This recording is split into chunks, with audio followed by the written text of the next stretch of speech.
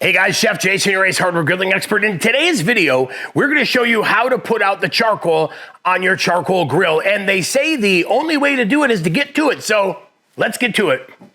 Now, before we head outside, one thing that I want to point out, the great thing about this process is it's going to work good for lump charcoal or charcoal briquettes, because really we've got two different methods we're going to talk about. We're going to show you how to snuff the charcoal and just let it extinguish over time. And we're going to show you how to put it in a metal bucket, add some water, and get it done in a hurry, because who knows? You might be done tailgating, you might be done camping, and you want to make sure your fire is extinguished. We're going to show you those two methods. But like I said, it works great on a Kamado, on a kettle, with lump or with briquettes. So method number one is going to be what we call the snuff method. That's right, we're going to close the bottom and the top, snuff out the fire, starve it of oxygen, and let it naturally extinguish. So we're done cooking. What we're going to do in method number one, first close the lid, then we'll adjust the top and the bottom shut and let it snuff.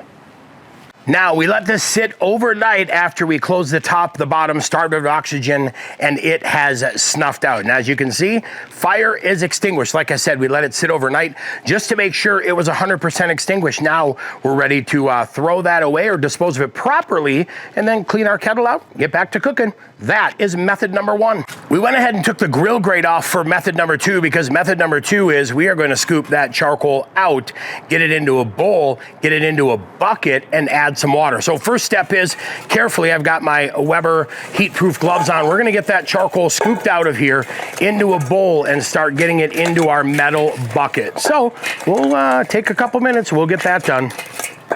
Okay, as you can see, the charcoal is out, but yet we still have some embers burning in the middle. So let's get that fire grate out of there. We'll set that in a safe place, and then we'll go through here as well and start scooping this out. Now, once we get all this ash out, don't forget, it doesn't mean that this is cold. So you're gonna have to let that metal cool as well. Now, I do not recommend pouring water in here. You're going to make an absolute mess. This isn't my preferred method for extinguishing charcoal. We'll show you why here in just a minute, but I am not going to put water in this. It'll also probably cause your kettle to warp.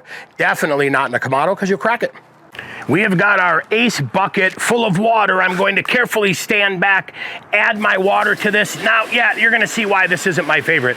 Ash is going to go everywhere, but this is also a really quick way to get it done. So fill that up with water. That's right, cover that charcoal with water. Make sure you're in a metal bucket and let that charcoal cool. I will actually go in and stir that as well to make sure, but I'm not leaving that charcoal till it is 100% extinguished.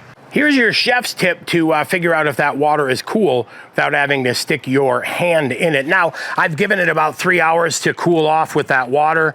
I'm gonna put the probe in there, measure it, and we're sitting at 113 degrees, so we are definitely getting cool. Now, I'm gonna let that get cool down to room temperature, 60 or 70 degrees. I know that charcoal is extinguished.